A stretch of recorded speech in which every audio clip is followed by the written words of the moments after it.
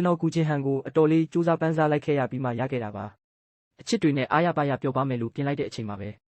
မျက်စိကိုဖွင့်ကြည့်လိုက်တော့လွန်ခဲ့တဲ့2စီကိုကျွန်တော်ပြန်ရောက်သွားခဲ့ပါတယ်အသက်18နှစ်အရွယ်ကူချင်းဟန်ကအရန်ကိုမာနာကြီးပြီးအထက်စီးဆန်လွန်းလာပါတယ်ရီးစားစာတစ်ဆောင်ကိုကျွန်တော်မျက်နှာပေါ်တနာညာတာမှုကင်းမဲ့စွာနဲ့ပြစ်ပေါက်လိုက်ရင်ငါကူချင်းဟန်ကခွေးကိုသဘောကျချင်ကြမယ်နင့်ကိုတော့ဘယ်တော့မှသဘောကျမှာမဟုတ်ဘူးအစောကြီးကလေးကဒီစိတ်ကိုဖျောက်ထားလိုက်ဖို့အကြံပေးခြင်းနဲ့မဟုတ်ရင်တော့ငါ့ကိုရိုင်းတယ်လို့မဆိုနဲ့နော်လို့ပြောလိုက်ပါတယ်ကျွန်တော်လည်းမိုးကြိုးပစ်ခံလိုက်ရတယ်လို့ခံစားလိုက်ရပါတယ်ပါဇက်ထဲရောက်နေတဲ့အစာကဒီလိုပဲလွတ်ထွက်သွားခဲ့ရပြီလေအဲ့ဒီရီးစားစာကျွန်တော်မျက်နှာကိုလာမှန်တဲ့အချိန်မှာကျွန်တော်တခဏလောက်ကြောင်သွားခဲ့ပါတယ်လက်ကအလိုလျောက်ဆန့်ထွက်သွားပြီးတန်းရောင်ဆရွက်လေးနဲ့ထည့်ထားတဲ့အဲ့ဒီရီးစားစာကိုဖမ်းယူလိုက်မိတယ်အပေါ်ရန်စာအိတ်မှာအနက်ရောင်စာလုံးနဲ့အချစ်ရဆုံးကူချင်းဟန်တို့ဆိုပြီးရေးထားပါတယ်အဆုံးတက်မှာရေးထားတာကတော့ကျွန်တော်နာမည်ကျွန်တော်ရဲ့လက်ရေးပါပဲဖျားရည်ကျွန်တော်အထက်တန်းနောက်ဆုံးနှစ်ကိုပြန်ရောက်သွားတာပဲကျောင်းသူလှလှလေးကူချင်းဟန်ကိုကျွန်တော်အယူမှုလိုက်ခဲ့ပေမဲ့အချိန်ချင်းရှုံးနှိမ့်ခဲ့ပြီးတကြောင်လုံးရဲ့လှောင်ပြောင်တာကိုခံခဲ့ရတဲ့အဖြစ်ပြက်ကြီးပေါ့နင်အယူဖြစ်သွားတာလားစကားပြောနေတာမကြားဘူးလားအခုချိန်မှာကျွန်တော်ရှိမှရက်နေတဲ့ကူချင်းဟန်ကယွန်ရှာတဲ့ပုံစံနဲ့မျက်မှောင်ကျုပ်လိုက်ပါတယ်နောက်တစ်ခါငါ့ကိုရီးစားစာထပ်ပေးရဲပေးကြည့်လူမိုင်ငါပြီးနင့်ကိုစုံမခိုင်းမယ်ယုံလားကောင်မလေးရဲ့စကားတွေထဲမှာတတိပေးတဲ့အရေးအယောင်တွေအပြည့်ပါနေပြီးကျွန်တော်မယုံမှဆိုးလို့လားမသိဘူးဆိုးရွားတဲ့အမူအရာနဲ့ကျွန်တော်ကိုလက်တီးတောင်လှမ်းရွယ်ပြလိုက်ပါသေးတယ်ဘယ်နှခါကြည့်ကြည့်ကျွန်တော်ရင်ကိုခုံစေဆဲဖြစ်တဲ့သူမရဲ့မျက်နှာလေးကိုကျွန်တော်ငေးကြည့်နေမိပါတယ်တွေ့ဝေသွားတဲ့အခိုက်အတန့်လေးမှာပဲလွန်ခဲ့တဲ့နှစ်ကကူချင်းဟန်နဲ့အခုပုံရိပ်ကထပ်တူကျသွားပါတယ်သူမရဲ့မျက်နှာထားကခက်တီတီနဲ့ကျွန်တော်ကိုအောက်မှာဖိထားပြီးအချိန်ချင်းအနမ်းတွေပေးခဲ့တာပါကူချင်းဟန်ကအချစ်အတွက်နဲ့အရန်ကိုယူတုခဲ့တာလေကျွန်တော်မျက်စိမိတ်လိုက်ပြီးကိုရောစိတ်ပါအတိုင်းမသိကျေနပ်မှုကိုခံစားလိုက်ရပါတယ်ဒါကကျွန်တော်အတော်လေးစူးစမ်းပန်းစားနေမှရခဲ့တဲ့မိန်းမလေးဗျာဘသူကထင်မှလဲမျက်စိပြန်ဖွင့်ကြည့်လိုက်တော့ကူချင်းဟန်ကျွန်တော်ကိုအမုန်းဆုံးအချိန်ကိုပြန်ရောက်သွားမယ်လို့လေကျွန်တော်လည်းကန်ကြမာကိုလက်ခံလိုက်ပြီးတပြင်းတစ်ချက်ချလိုက်ပါတယ်ဟိုတစ်ခေါက်ကလေးကငါရဲ့တက်တိတွေအကုန်လုံးတုံးပစ်လိုက်ပြီဆိုတော့ဒီတစ်ခေါက်တော့ထားလိုက်ပါတော့လေကျွန်တော်လည်းကူချင်းဟန်ရဲ့ရှိမှတင်အဲ့ဒီရီးစားစာကိုစုပ်ဖြဲပစ်လိုက်ပါတယ်တောင်းပန်ပါတယ်နောက်ဒီလိုကိစ္စမျိုးထပ်မဖြစ်စေရဘူးလို့ကိုကတိပေးပါတယ်သူမမယုံမှဆိုလို့ကျွန်တော်ခါညွတ်ပြီးတော့တောင်အယိုအသေးပေးလိုက်ပါသေးတယ်မင်းအတွက်ဒီလောက်တောင်အနှောက်အယှက်ဖြစ်သွားစေတာကိုတကယ်တည်သင့်ပါတယ်မင်းကိုရော်ကြီးပေးတဲ့အနေနဲ့လို့ပြောပြီးအိတ်ကက်ထဲမြန်မြန်နိုင်ကြည့်လိုက်တော့အထဲမှာဘာမှမရှိပဲတောချိတ်လေးတစ်ခုပဲရှိနေပါတယ်ကျွန်တော်လည်းဘာမှမစင်စားပဲကူချင်းဟန်ရဲ့လက်ထဲကိုတန်းပြီးထည့်ပေးလိုက်ပါတယ်ဒီလိုလုပ်ကိုအချစ်ဆုံးစတော်ဘယ်ရီဝက်ဝင်လေးကိုမင်းကိုလက်ဆောင်ပေးမယ်ဒါဆိုကိုကိုလူမိုက်နဲ့မရိုက်ခိုင်းနဲ့တော့နော်လူတိုင်းကအလုံများကြတယ်လေဒါဆိုသွားလိုက်ပါဦးမယ်ဘိုင်းလို့ပြောပြီးတာနဲ့မျက်နှာကိုအုပ်ကအမြန်လစ်ပြေးခဲ့ပါတော့တယ်စာသင်ခန်းထဲကိုတန်းပြေးသွားပြီးမှကူချင်းဟန်ကိုကျွန်တော်ပေးခဲ့မိတာကကျွန်တော်အိမ်ရဲ့တကားမကြီးတော့ဆိုတာကိုသတိထားမိသွားတယ်ကျွန်တော်ရဲ့မှတ်ဉာဏ်ကလည်းတော်တော်ဆိုးတာပဲဒါပေမဲ့9နှစ်တောင်ကြာသွားပြီဆိုတော့မေ့သွားတာလဲတဘာဝကြပါတယ်လေဒီလိုနဲ့ကျွန်တော်အမြန်ပဲခွင့်လွှတ်ပေးလိုက်ပါတယ်အခုဆိုရင်တော့ကျွန်တော်ဟာအရင်တုန်းကလိုကိုစိတ်ဆင်းရဲအောင်လုပ်တတ်တဲ့ရိုးအလူငယ်လေးမဟုတ်တော့ပါဘူးခဏနေရင်ကူချင်းဟန်ကသူမရဲ့တငယ်ချင်းလူရူရန်စီတွားလိုက်မယ်ဆိုတာကိုကျွန်တော်သိနေတယ်လေသူတို့နှစ်ယောက်ဘလို့ဖြစ်ပြီးကျွန်တော်အကြောင်းရောက်သွားလဲတော့မသိဘူးပါဇက်ဖွာတဲ့လူရူရန်ကကျွန်တော်ကူချင်းဟန်ကိုရီးစားစာတွေအများကြီးပေးခဲ့မှန်းသိသွားပြီးနောက်ကူချင်းဟန်ကိုလောင်ပြောင်ရင်းတစ်ဖက်ကလည်းဒီကိစ္စကိုတကြောင်လုံးသိအောင်ဖြန့်လိုက်ပါတော့တယ်အဲ့ဒီနောက်ပိုင်းကျောင်းကလူတွေအားလုံးကကျွန်တော်ဟာကူချင်းဟန်ရဲ့နံပါတ်1အမီးနံခွေးလေးဆိုတာသိသွားကြပြီးကူချင်းဟန်ကလည်းအဲ့ဒီကိစ္စကြောင့်ကျွန်တော်ကိုပို့ပြီးယုံမုန်းသွားခဲ့ပါတယ်မဖြစ်ဘူးကျွန်တော်ပြန်ရောက်လာမှတော့ကိစ္စတွေကိုဒီတိုင်းဆက်ဖြစ်ခွင့်ပေးလို့မရတော့ဘူးကျွန်တော်ကိုလှောင်ကျင်တယ်ပေါ့လေအန်ဆွဲတဲကနေမပေးရသေးတဲ့ရီးစားစာအပုံလိုက်ကြီးကိုလက်နိုင်ပြီးထုတ်ယူလိုက်ပါတယ်အားလုံးကကူချင်းဟန်စီကျွန်တော်ရေးထားတဲ့စာတွေကြီးပါပဲကျွန်တော်စဉ်းစားခန်းဖွင့်ပြီးနောက်မှာကူချင်းဟန်ရဲ့နာမည်ကိုဖျက်လိုက်ပြီးလူယူရန်နာမည်ကိုပြောင်းရေးလိုက်ပါတယ်အဲ့ဒီနောက်ရီးစားစာကိုကင်ပြီးကြက်တောင်ရိုက်ကွင်းမှာနားနေတဲ့လူယူရန်ကိုတွားရှာလိုက်ပါတယ်ကံကောင်းလို့ကျွန်တော်မြန်မြန်လှုပ်ရှားနိုင်ခဲ့တယ်ကူချင်းဟန်ရောက်မလာသေးဘူးကျွန်တော်ရှေ့တိုးသွားပြီးလူယူရန်ရဲ့ပခုံးကိုပုတ်လိုက်ရင်ရော့မင်းအတွက်လို့ပြောလိုက်ပါတယ်သူမကခေါင်းလှည့်လာပြီးလက်လန်းယူလိုက်ကဘာကြီးလဲဆိုပြီးလက်ထဲမှာဘဲညာလှည့်ကြည့်နေပါတယ်တကယ်ကိုဘာမှမသိတဲ့ပုံစံပါပဲမဟုတ်သေးပါဘူးလူယူရန်ကလည်းရုပ်ဆိုးတဲ့အထဲမပါပါဘူးရီးစားစာဆိုတာကိုတော့မမြင်ဘူးတာတော့မဖြစ်နိုင်ဘူးမလားသူမကိုဖွင့်ကြည့်ဖို့ကျွန်တော်လက်ဟန်ချေဟန်နဲ့ပြလိုက်ပါတယ်လူယူရန်လည်းကျွန်တော်ပြတဲ့အတိုင်းလုပ်ပါတယ်ဒါပေမဲ့အထက်ကစာကိုတေးသေးချာချာမြင်သွားတဲ့အချိန်မှာတော့သူမရဲ့လက်သီးတွေတစဆုပ်လာတာကိုတွေ့လိုက်ရတယ်ကျွန်တော်လည်းအကြောင်းရင်းမရှိပဲကြောက်လာမိတယ်လူယူရန်ကအားကစားကြောင်းသူလေငါ့ကိုများထိုးကြိတ်လိုက်မလားဘာပဲဖြစ်ဖြစ်ကျွန်တော်ရဲ့ရည်ရွယ်ချက်ကတော့အထမြောက်သွားပြီလေအခုချိန်မလေးရင်ဘယ်ချိန်လေးရတော့မလဲအခုတော့လူယူရန်လည်းကျွန်တော်ရဲ့ရီးစားစာကိုလက်ခံရရှိသွားပါပြီသူလည်းကျွန်တော်အကြောင်းကိုအပြင်မှာရှောက်ပြောတော့မှာမဟုတ်ပါဘူးမဟုတ်ရင်သူကိုယ်တိုင်လည်းသိခါကြမှာကိုဒါပေမဲ့လှည့်ထွက်မှာပဲလူတယောက်ရဲ့ကိုလုံးကြီးနဲ့ဝုန်းကနေဝင်တိုက်မိပါလေရောကျွန်တော်လည်းနှာခေါင်းကိုအုပ်ပြီးနောက်ကိုခြေလန်းနှဲငယ်ဆုပ်လိုက်ရတယ်မော့ကြည့်လိုက်တော့ကူချင်းဟန်ရောက်နေတာကို သူကကျွန်တော်ကိုအေးဆက်ဆက်နဲ့တစ်ချက်စောင်းခဲ့ကြည့်ပြီးနေပါလို့ဒီရောက်နေတာလဲလို့မေးပါတယ်ကျွန်တော်ခေါင်းငုံထားပြီးသူ့ကိုမကြည့်ရပါဘူးဒါပေမဲ့ပြန်စဉ်းစားကြည့်တော့ငါမှသူ့နောက်ကိုဆက်မလိုက်တော့ပဲဘာကိစ္စဒီလောက်ထိအောက်ကျနေရအောင်မလဲကျွန်တော်လဲရင်ဘက်ကိုမက်ကောင်းကိုမော်ပြီးကူเจ้าသူကကိုကိုစိတ်ပူပေးနေတာလားလို့ပြောလိုက်တယ်ကူချင်းဟန်ကအဲ့ဒီစကားကိုကြားတော့မျက်နှာကိုတစ်ဖက်လှည့်သွားပြီးကျွန်တော်ကိုလုံးဝဂယုမဆိုင်ချင်တဲ့ပုံစံမျိုးလုပ်နေပါတယ်ကျွန်တော်နှာခေါင်းတစ်ချက်ရှုံးလိုက်ပြီးထွက်သွားမယ်လို့တော့လက်ကောက်ဝတ်ကိုလှမ်းဆွဲခံလိုက်ရတယ်အနောက်ကလူရန်ကအန်ကျိတ်ပြီးပြောလာတာကနင်းနောက်တစ်ခါဆိုနည်းနည်းလောက်စိတ်ပါလက်ပါလုပ်လို့မရဘူးလားနာမည်ကိုတောင်တိတိကျကျမဖြတ်ထားဘူးအဓိကဒါကငါဘဝမှာပြန်မဆုံးအကျိန်လက်ခံရရှိတဲ့ရေးစားစာဟာတယ်ဗျာကျွန်တော်လဲလူရန်ရဲ့လက်ထဲကရေးစားစာကိုယူပြီးကြည့်လိုက်မိတယ်တကယ်ပဲတိတိကျကျမဖြတ်ရသေးဘူးပဲကူချင်းဟန်ကဆိုတဲ့စာလုံးသုံးလုံးကအပေါ်မှာအထိုင်းသားပေါ်နေတော့မယ်လေတောင်းပန်ပါတယ်နောက်တစ်ခါကျရင်တေချာတတိထားပါမယ်လို့ပြောလိုက်တယ်အစ်စ်လည်းမဟုတ်တာကိုဘာလို့ဒီလောက်တောင်အတီးပေါက်လုပ်နေရတာလဲကျွန်တော်လည်းပြောဆိုနဲ့အဲ့ဒီရေးစားစာကိုစုပ်ဖြဲဖို့ပြင်လိုက်တဲ့အချိန်မှာပဲရုတ်တရက်လက်ထဲကပစ္စည်းကဟာခနဲ့ဖြစ်သွားပြီးမျက်စိတမိတ်တွင်းမှာပဲအဲ့ဒီရေးစားစာကကူချင်းဟန်ရဲ့လက်ထဲကိုရောက်သွားပါတော့တယ်ဖြက်ခနဲ့တစ်ချက်ပဲကြည့်လိုက်ရုံနဲ့ကူချင်းဟန်ကရိပ်မိသွားပါတယ်ဒီရေးစားစာကမနက်ကကျွန်တော်သူ့ကိုပေးခဲ့တဲ့စာနဲ့တထေရတဲ့တူနေတယ်ဆိုတာကိုပေါ့တကယ်တော့ကျွန်တော်ကလည်းအချစ်ကပြားတွေဝန်ခံစကားတွေစဉ်းစားရမှာပြင်းတာနဲ့ပရင်တာနဲ့ပဲအဆောင်တရားတီတီပရင်ထုတ်ထားတာလေရေးစားစာအလုံးကစာသားတွေအကုန်တူတူကြီးပါပဲအဲ့ဒီလုံးကကျွန်တော်ကကူချင်းဟန်ကကျွန်တော်ကိုမကြိုက်လို့စာထဲကအကြောင်းအရာတွေကိုဘယ်တော့မှဖတ်ကြည့်မှာမဟုတ်ဘူးလို့ထင်ခဲ့တာဒါကြောင့်တောက်လျှောက်ပေးနေုံပဲလို့တွေးခဲ့တာပေါ့အချိန်တော်ကြာမှကျွန်တော်သိလိုက်ရတာကကူချင်းဟန်ကအဲ့ဒီစာတွေကိုအမှန်တကယ်ဖတ်ကြည့်ခဲ့တယ်ဆိုတာပါပဲတင်မကသေးဘူးစိတ်ထဲကနေလဲဆက်ရုပ်လိုလူစားမျိုးပဲပြင်းစရာကောင်းလိုက်တာလို့ဝေဖန်ခဲ့ပါသေးတယ်သူကိုယ်တိုင်လည်းဒီတက်တော့ငါလိုလူမျိုးကိုဘယ်တော့မှသဘောကျမှာမဟုတ်ဘူးလို့ထင်ထားခဲ့တာအခုပြန်စဉ်းစားကြည့်တော့လဲသူဝေဖန်တာမမှားပါဘူးဒါပေမဲ့အခုချိန်မှာတော့သူကြည့်ရတာနည်းနည်းစိတ်တူနေတဲ့ပုံပဲဗျကူချင်းဟန်ရဲ့အကြည့်တွေကရေးစားစာပေါ်ကနေကျွန်တော်မျက်နှာစီရောက်လာပြီးတလုံးချင်းစီတိတိကျကျပြောလာတာကလီချွန်းနင်ကပိုက်စိတ်တိုက်လိုက်ရှာပြီးငါတို့နှစ်ယောက်လုံးကိုရောက်လို့ကစားနေတာပေါ့ဟုတ်လားတဲ့ကူချင်းဟန်ရဲ့စိတ်ကူးစိတ်တန်းကတော့တကယ်ကိုလွန်လှပါတယ်ဗျာဒါပေမဲ့လူရီယန်ကတော့ကူချင်းဟန်ရဲ့စကားကိုအတိမတ်သွားပြီးဒေါသကြီးနဲ့ရန်ရှာမဲ့ပုံစံမျိုးလုပ်လာပါတော့တယ်နေငါ့ကိုတိတိကျကျရှင်းပြရင်ကောင်းမယ်နော်တဲ့အဲ့ဒီချိန်မှာကျွန်တော်ဟာမိဘုံပေါ်မှာအကင်ခံနေရတယ်လို့ခံစားလိုက်ရပြီးကြောပြင်တစ်ခုလုံးလဲချွေးစေးတွေတက်ဆက်ပြန်လာခဲ့တယ်မဖြစ်ဘူ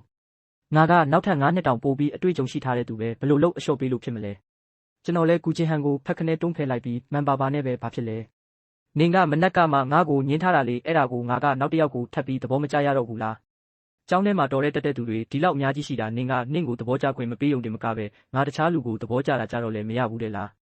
နင်လုတ်ပုံကတော့တကယ်ကိုပိုကြလုံးရကြနေပြီလို့ပြောလိုက်တယ်ကျွန်တော်လဲမောတဲ့နဲ့အကုန်ပြောချပစ်လိုက်တော့ဘေးပတ်ဝန်းကျင်ကလူတော်တော်များများကပါကျွန်တော်တို့ဘက်ကိုလှမ်းပြီးတတိထားမိသွားကြတယ်ကူချင်းဟန်ကတော့မျက်နှာပြတ်သွားပြီးကျွန်တော်ကိုဘာပြန်ပြောရမှန်းမသိဖြစ်နေတဲ့ပုံမှာပဲအဲ့ဒီအချိန်မှာပဲကျွန်တော်ရဲ့ပခုံးကိုတယောက်ကခပ်ဖွားဖွားလေးလှမ်းပုတ်လိုက်ပါတယ်လူရန်ကရှက်ပြုံးလေးနဲ့မျောလင်းချက်အပြည့်ရှိတဲ့မျက်ဝန်းတွေနဲ့မေးလာတာကနင်ပြောတဲ့အဲ့ဒီတော်တဲ့တက်တဲ့လူဆိုတာငါ့ကိုပြောတာလားငါလိုက်ရတာအရန်လွယ်တယ်နော်နင်စမ်းပြီးလိုက်ကြည့်လို့ရတယ်တဲ့လူရန်နင်ဘာလုပ်နေတာလဲလို့ကူချင်းဟန်ကအော်ဟစ်ပြီးပြောလိုက်တာဗျာကြည့်ရတာတော်တော်လေးကိုဒေါသပေါက်ကွဲသွားတဲ့ပုံပါပဲလူရန်ကတော့ခေါင်းလေးကုပ်လိုက်ပြီးကူချင်းဟန်ရဲ့ဆွဆွဲချက်တွေကိုလုံးဝဂယုမဆိုင်ပဲဒီလောက်ချစ်ဖို့ကောင်းတဲ့ယောက်ျားလေးကိုနင်မယူရင်ငါယူမှာပေါ့ငါတို့ကတငယ်ချင်းအရင်ချာတွေပဲဟာကိုနင်လဲငါ့ကိုတယောက်တည်းအထီးကျန်နေတာကိုမမြင်ချင်ပါဘူးနော်ငါကနင့်လိုမဟုတ်ဘူးလေနင့်မှာကလိုက်မဲ့သူတွေအများကြီးရှိတာပဲအတူချုပ်ပြောရရင်ဒီကိစ္စကိုနေဝင်မစွတ်ဖက်နဲ့တော့လို့ပြောလိုက်တယ်ကူချင်းဟန်ကလူရန်ကိုလက်မကြည့်တော့ပဲကျွန်တော်ကိုပဲစူးစူးဆိုင်ကြည့်ရင်နင်ကျေနပ်ပြီလားလို့မေးပါတယ်ဘာကိုလဲကျွန်တော်လဲသူပြောတာကိုနားမလည်နိုင်ဖြစ်သွားတယ်နင်ကငါ့ကိုတဝင်းတိုးစေချင်လို့မဟုတ်ဘူးလားဘသူကိုမှမရွေးပဲနဲ့မှတကူးတကလူရန်ကိုမှရွေးရတယ်လို့လီချွန်းအရေးလုံးမလို့နဲ့ဝေးရှောင်ပြတဲ့ဒီလိုလှည့်ကွက်တွေကစော့လို့ကောင်းရဲ့လားတဲ့ဗျာကျွန်တော်လဲပါဇက်အဟောင်းသားဖြစ်သွားပြီးဘာပြန်ရှင်းပြရမှန်းတော့မသိတော့ပါဘူးကျွန်တော်ရဲ့မှတ်ဉာဏ်ထဲမှာတော့ကျွန်တော်ဘာပဲလုပ်ကူချင်းဟန်ကဘယ်တော့မှဂယုမဆိုင်ခဲ့ပါဘူးအခုကြမှာဘာတွေဖြစ်နေတာလဲထားလိုက်ပါတော့လေဘာတွေရှောက်ရှင်းပြနေအောင်မလဲသူထင်ချင်းတလို့သာထင်ပါစေတော့ဘာပဲဖြစ်အခုချိန်ကစလို့နောက်ထပ်3နှစ်အထိလဲသူကကျွန်တော်ကိုဘယ်တော့မှသဘောကျလာမှာမဟုတ်တာပဲနင်ပြောသလိုပဲထားလိုက်ပါတော့လို့ပဲတွေးလိုက်ပါတော့တယ်ကျွန်တော်တိုးလေးပြောပြီးတာနဲ့သူတို့နှစ်ယောက်ကြောင်နေတဲ့အချိန်လေးမှာပဲအမြန်ပြေးခဲ့ပါတယ်ဒါပေမဲ့ခြေလန်းနှဲငယ်တောင်မပြေးရသေးဘူးနောက်ကနေခြေတံတွေကြားလိုက်ရတယ်ကူချင်းဟန်လိုက်လာတာပဲသူကကျွန်တော်ရဲ့လက်ကောက်ဝတ်ကိုလက်တစ်ဖက်ထဲနဲ့ဖမ်းဆုပ်လိုက်ပြီးမောဟိုက်နေတဲ့အတန်နဲ့လီချွန်းနေငါ့ကိုဆက်ပြီးအနှောက်ယှက်ပေးလို့ရတယ်ဒါပေမဲ့လူရန်စီကိုတော့ထပ်မသွားနဲ့တော့လို့ပြောပါတယ်ကျွန်တော်ခေါင်းငုံပြီးသူစုပ်ကင်ထားတဲ့ကျွန်တော်လက်ကိုကြည်ရင်တခဏလောက်ငေးမောသွားမိတယ်မှတ်ရအရင်ဘဝတုန်းကဆိုကျွန်တော်သူ့နောက်ကို၄နှစ်တိလိုက်ခဲ့ရပြီးမှသူ့လက်ကိုမနှဲကင်ခွင့်ရခဲ့တာလေဘာလို့လဲကျွန်တော်အတန်ကတော်တော်လေးတိုးပေမဲ့ကူချင်းဟန်ကတော့ကြားသွားပါတယ်လူရန်ကအရန်ရိုးအလွန်းလို့လေငါသူထိခိုက်နာကျင်ရမှာကိုမလိုလားဘူးအော်နောက်ကနေလိုက်လာတာကလည်းသူ့တငယ်ချင်းအတွက်တက်ပါလား ကျွန်တော်စကားပြန်ပြောမယ်လို့တော့ဂူချင်းဟန်ကအပူဟက်ခံလိုက်ရတယ်လို့မျိုးလက်ကိုအမြန်ရုပ်သွားပြီးမလန့်မကန်းကိုစူးစိုက်ကြည့်နေတာကိုတွေ့လိုက်ရတယ်ကျွန်တော်လည်းသူကြည့်နေတဲ့ဘက်ကိုလိုက်ကြည့်လိုက်တော့လမ်းလျှောက်လာတဲ့တင်းဝမ်ဖြစ်နေတာကိုတင်းဝမ်ကကျွန်တော်တို့ကျောင်းကအားလုံးအတိမတ်ပြုထားတဲ့ကျောင်းရဲ့အချောဆုံးကောင်လေးလေရုပ်လဲချုံမိသားစုအတိုင်းဝိုင်းကလည်းကောင်းတယ်အမြဲတမ်းလူတိုင်းကအလှဆုံးမိန်းကလေးကအချောဆုံးယောက်ျားလေးနဲ့ပဲတွဲတင်တယ်လို့အလိုသတ်မှတ်ထားကြတယ်ဒါကြောင့်ကျောင်းထဲမှာသူတို့နှစ်ယောက်ကိုသဘောတူပြီး CV တွဲပေးနေကြတဲ့သူတွေအများကြီးရှိတယ်တကယ်တော့ဂူချင်းဟန်ကတင်းဝမ်ကိုသဘောကျခဲ့ဘူးလေဆိုတာကျွန်တော်သိပါတယ်အကြောင်းမျိုးကြောင့်သာသူတို့နှစ်ယောက်မပေါင်းဖက်ဖြစ်ခဲ့ကြတာပါဝန်ခံရမယ်ဆိုရင်အဲ့ဒီအကြောင်းရင်းတွေထဲမှာကျွန်တော်လည်းအပါဝင်ပေါ့လေဟိုဘက်ကတင်းဝမ်ကလည်းကျွန်တော်တို့ကိုကြည့်နေပါတယ်ကျွန်တော်လည်းရင်ထဲကမတက်မတာဖြစ်မှုကိုဖိနှိပ်ထားလိုက်ပြီးနင့်ကောင်လေးနင့်ကိုရှာနေပြီလို့ပြောလိုက်တယ်ဂူချင်းဟန်ကကျွန်တော်ကိုဖြက်ခနဲ့ကြည့်လိုက်ပြီးမျက်နှာပြက်နဲ့ပဲရှောက်မပြောနဲ့လို့ညင်းပါတယ်ဟုတ်လို့လားနင်သူ့ကိုသဘောမကျဘူးဆိုရင်ဘာလို့ငါလက်ကိုအလောတကြီးဖြုတ်ချလိုက်ရတာလဲဒီတခါတော့ဂူချင်းဟန်နှုတ်ဆက်သွားပါတယ်ကျွန်တော်လည်းသူ့ကိုနှုတ်ဆက်ပြီးအဆောင်ကိုပြန်လာခဲ့တယ်ဘာလို့လဲဆိုတော့ဂူချင်းဟန်ထက်ပိုရေးကြီးတဲ့ကိစ္စတစ်ခုကိုရုတ်တရက်တတိယသွားလို့ပါတင်းဝမ်ကကျွန်တော်ထက်အရင်အဆောင်ကိုရောက်နေနေပါပြီသူကအဆောင်ခန်းဖော်တွေကိုခုလေးတင်ဝယ်လာတဲ့တတိတွေဝေပေးနေတာပါအားလုံးကိုဝေပေးပေမဲ့ကျွန်တော်ကိုတော့တမင်တက်ချန်လက်ထားခဲ့ပါတယ်ကျောင်းစဖွင့်ကလေးကအခုချိန်ထိတင်းဝမ်ရဲ့မိသားစုအခြေအနေတော်တော်ကောင်းတယ်ဆိုတာကိုအားလုံးသိကြပါတယ်တဆောင်တဲ့အတူတူကြတဲ့အချိန်မှာသူကကျွန်တော်တို့တယောက်ချင်းစီကိုနာမည်ကြီးတစ်စိပ်ဘတ်စကတ်ဘောဖက်နဲ့တရန်စီဓာတ်ရိုက်လက်ဆောင်ပေးခဲ့သေးတယ်ဒါကြောင့်အားလုံးကသူ့ကိုခင်ကြတယ်ကျွန်တော်နဲ့သူကြားကမကြေလည်မှုတွေကိုရိပ်မိကြတော့အားလုံးကနားလည်မှုရှိနဲ့ကျွန်တော်ကိုစတင်ပြီးရှောင်ဖယ်လာကြပါတယ်ကျွန်တော်ကတော့ဒါတွေကိုဂရုမစိုက်ပါဘူးကျွန်တော်အပေါ်ထားတဲ့သူ့ရဲ့ရန်လိုမှုကဂူချင်းဟန်နောက်ကိုလိုက်ဖို့ပြင်ဆင်နေကြတဲ့ကရှိနေကြတာလေဒါကြောင့်နောက်ရက်အနေငယ်ကြာရင်သူကရွမ်သိန်းကနန်းလောက်တန်မိုးရှိတဲ့သူ့ဆွဲကြိုးကိုကျွန်တော်ခိုးပါတယ်ဆိုပြီးဆွဲတော့မှာပါကျွန်တော်ဘက်ကမခိုးပါဘူးဆိုတဲ့တက်သေးမပြနိုင်ခဲ့တော့တင်းဝမ်ကဒီကိစ္စကိုကြောင်းထိရောက်အောင်ပြဿနာရှာခဲ့တယ်ကြောင်းပြီးတဲ့အထိကျွန်တော်ဟာတခိုးဆိုတဲ့ဆွဲချက်ကိုမရှင်းလင်းနိုင်ခဲ့ပါဘူးဒါကကျွန်တော်ရင်ဘတ်ထဲအနက်ဆိုင်ဆုံးစိုက်ဝင်နေတဲ့စုတစ်ချောင်းပါပဲဒီတစ်ခါတော့အဲ့ဒီစုကိုအမြင့်ပြတ်ဆွဲနှုတ်ပြရမယ်အချိန်တွေကမြန်ဆန်လွန်းလို့တင်းဝမ်ကျွန်တော်ကိုဆွဲမဲ့နေ့ကိုရောက်လာခဲ့ပါတယ်ကျွန်တော်လည်းပုံမှန်အတိုင်းပဲမနှက်စာစားပြီးအဆောင်ကိုပြန်လာခဲ့တယ်တင်းဝမ်နဲ့တခြားအဆောင်ခန်းဖော်တွေဘယ်သူမှပြန်မရောက်ကြသေးပါဘူးမနေ့ညကတော့သူတို့တွေမနှက်စာအတူတူသွားစားကြမယ်လို့ချိန်နေတာကြားလိုက်တယ်လို့ပဲဒါပေမဲ့တိတ်မကြခင်မှာပဲအဆောင်တကားပွင့်လာခဲ့တယ်ပြန်ရောက်တာနဲ့အားလုံးကကို့အလုံးနဲ့ကို့အလုရှုပ်သွားကြပြီးတင်းဝမ်တယောက်တည်းကသာတခုခုကိုတောက်လျှောက်လိုက်ရှာနေပါတယ်ရုတ်တရက်သူကငါဆွဲကြိုးပျောက်သွားပြီဆိုပြီးအော်လိုက်ပါတယ်ဒီအတန်ကိုကြားလိုက်တော့အားလုံးကလက်ထဲကအလုပ်တွေကိုရက်လိုက်ကြတယ်ဟိုတစ်ခေါက်နေငါတို့ကိုပြဘူးတဲ့ဆွဲကြိုးလားငါသိတယ်နင့်အမေကနင့်အသက်18နှစ်ပြည့်မွေးနေ့လက်ဆောင်ပေးထားတာမလားအဲ့ဒီဆွဲကြိုးကရွမ်သိန်းကနန်းလောက်တန်တယ်လို့တောင်ပြောသေးတယ်လေတင်းဝမ်မျက်နာကငိုမဲမဲဖြစ်နေပြီးအေးအဲ့ဒါပဲလို့ပြောတယ်ငါဘီရိုထဲမှာတေချာတော့ခတ်ထားခဲ့တာမှတ်မိပါတယ်သူကပြောရင်းဆိုရင်းနဲ့သူ့အကြည့်တွေကကျွန်တော်စီရောက်လာပြီးစောစောကငါတို့ပြန်လာတော့မင်းတယောက်တည်းဆောင်ထဲမှာရှိနေတာမင်းခိုးလိုက်တာလားတဲ့အရင်ဘဝကအတိုင်းတထရာတဲပါပဲဒီဆွဆွဲချက်ကြီးကကျွန်တော်ခေါင်းပေါ်ကိုဒီလိုပဲကျလာခဲ့ပြန်ပါတယ်အသက်18နှစ်အရွယ်ကျွန်တော်ကဘာမှနားမလဲတဲ့အရွယ်လေဒီလိုကိစ္စမျိုးတစ်ခါမှမကြုံဘူးတော့ဘယ်လိုပြန်ပြီးတုတ်ပြန်ရမလဲဆိုတာလုံးဝမသိခဲ့ဘူးငိုဖို့လောက်ပဲသိခဲ့တာပေါ့အဲ့ဒါကြောင့်ပဲတင်းဝမ်ကကျွန်တော်ကိုအနိုင်ကျင့်လို့လွဲတယ်ဆိုပြီးအပိုင်တွက်ကပြဿနာကိုတမင်တက်ကြီးအောင်လုပ်ခဲ့တာအဆုံးသတ်မှာတော့သူ့ဆွဲကြိုးလည်းပြန်မတွေးခဲ့ပါဘူးကျွန်တော်လည်းသူ့ကြောင့်ကြောင်းထုတ်ခံရမယ့်အခြေအနေအထိရောက်လူနီးပါဖြစ်ခဲ့ရတယ်ဒီတစ်ခါတော့အဲ့ဒီအဖြစ်အပျက်ကိုအမြင့်ပြတ်ရှင်းလင်းပြရမယ်ကျွန်တော်တင်းဝမ်ရဲ့မျက်လုံးတွေကိုစူးစူးဆိုင်ဆိုင်ကြည့်လိုက်ပါတယ်မင်းရဲ့ဆွဲကြိုးကိုငါခိုးတယ်ဆိုတာဘာသက်သေရှိလို့လဲလို့မေးလိုက်တယ်မနက်ကအဆောင်မှာမင်းတယောက်တည်းရှိနေတာလေမင်းမဟုတ်ရင်ဘယ်သူဖြစ်နိုင်အောင်မလဲတခြားအခန်းဖော်တွေကတင်းဝမ်ဒီလိုပြောတာကိုကြားတော့သူ့ဘက်ကနေဝင်ပြောပေးကြတယ်လီချွမ်းတကယ်လို့မင်းယူထားတာဆိုရင်လည်းပြန်ထုတ်ပေးလိုက်ပါကွာတခြားဟာခိုးစရာမရှိလို့သူများအမေပေးထားတဲ့လက်ဆောင်ကိုမှသွားခိုးရသလားဟုတ်တယ်လေမင်းကမိဘတစ်ပါးတည်းနဲ့ကြီးပြင်းလာရတယ်ဆိုတာဘယ်သူမသိလို့လဲမင်းတကယ်ငွေလိုနေတယ်ဆိုရင်အားလုံးကဝိုင်းပြီးနီးလန့်ရှာပေးလို့ရပါတယ်ခိုးတာကတော့မလုပ်တင်ဘူးလေကျွန်တော်ရေလိုက်မိတယ်မိဘတစ်ပါးတည်းနဲ့ကြီးပြင်းလာရတာကလည်းခိုးမှုအတွက်တက်တေတစ်ခုဖြစ်လာနိုင်မယ်လို့မထင်ထားခဲ့ဘူးလေကျွန်တော်တင်းဝမ်စီကိုတလန်းချင်းတိုးကပ်သွားလိုက်တယ်မင်းရဲ့ဆွဲကြိုးကိုငါခိုးတယ်လို့ဆွဆွဲနေမှတော့အခုငါမင်းကိုမေးခွန်းအနှဲငယ်လောက်မေးမယ်ပထမချက်မင်းရဲ့ဆွဲကြိုးကရွမ်သိန်းကနန်းလောက်တန်တယ်ဆိုတော့အဲ့ဒီဈေးတကယ်တမတန်တေချာသွားအောင်ဝယ်ထားတဲ့ပေါက်ချာလေးများပြပေးလို့ရမလားဒုတိယအချက်မင်းရဲ့ဆွဲကြိုးကအဆောင်မှာတကယ်ရှိမရှိဆိုတာကလည်းပြဿနာတစ်ခုပဲလေငါကိုးသွားတယ်ဆိုတာကိုရောမင်းမှာဘာသက်သေရှိလို့လဲတင်းဝမ်ကခဏလောက်ကြောင်သွားပြီးနောက်မှာတော့ငိုပါလေရောငါဆွဲကြိုးပျောက်သွားတာလေငါကနင့်နာသူပါငါကဘာသက်သေပြเสียရလို့လဲဒါဆိုမင်းကငါ့ကိုမဟုတ်မမှန်ဆွဆွဲနေတာရောမဖြစ်နိုင်ဘူးလားတင်းဝမ်ရဲ့မျက်ဝန်းတွေထဲမှာထိတ်လန့်သွားတဲ့အရေးအယောင်တစ်ခုဖြစ်ပြေးသွားတယ်အခန်းဖော်တယောက်ကကြည့်မနေနိုင်တော့ပဲကျွန်တော်ကိုဆွဲဖယ်လိုက်တယ်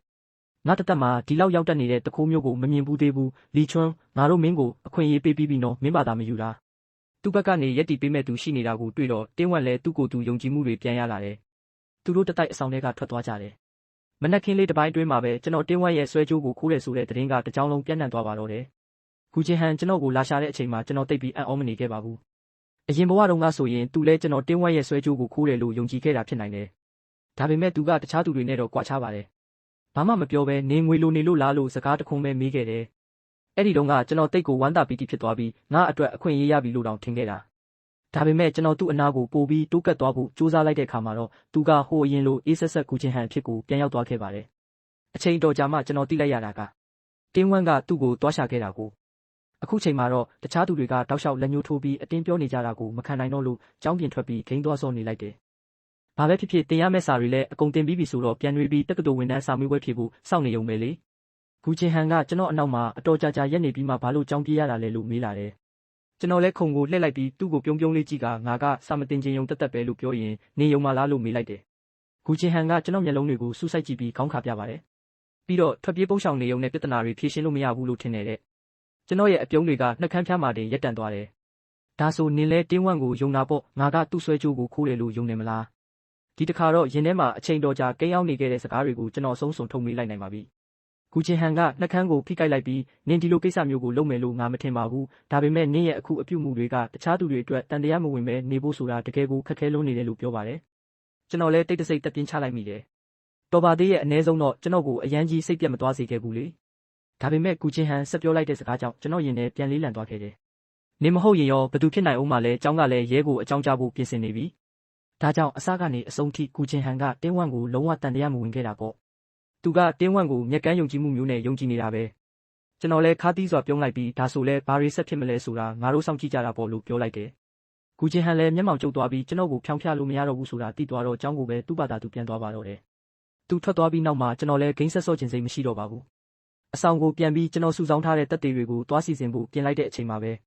တယောက်ကကျွန်တော်နာမည်ကိုလှမ်းခေါ်လိုက်တယ်။လီချွန်းကျွန်တော်မော့ကြည့်လိုက်တော့လူရူရန်ဖြစ်နေတယ်။ဒုက္ခပါပဲ။ဒီလူတယောက်ရှိသေးတယ်ဆိုတာကိုငါမေ့တောင်မေ့နေတော့မလို့ကျွန်တော်လည်းရှက်ကိုရှက်ကန်းနဲ့သူ့ကိုနှုတ်ဆက်လိုက်တယ်။လူရူရန်ကခြေလမ်းနှဲငယ်နဲ့တင်ကျွန်တော်ရှိကိုရောက်လာခဲ့ပါတယ်။ငါနင့်ကိုအနှံ့လိုက်ရှာနေတာနေမာတာနင်ကျောင်းပြင်ကိုခိုးထွက်လာမယ်လို့မထင်ထားဘူး။ကျွန်တော်လည်းမျက်တောင်တစ်ဖြက်ဖြက်ခတ်လိုက်ပြီးမယုံနိုင်တဲ့အတန်နဲ့နင်ကငါ့ကိုဘာလို့ဖို့လိုက်ရှာနေတာလဲလို့မေးလိုက်တယ်။လူရူရန်ကကျွန်တော်ကိုတစ်ချက်ကြည့်လိုက်ပြီးရှက်ရမ်းရမ်းကခေါင်းငုံသွားပါတယ်။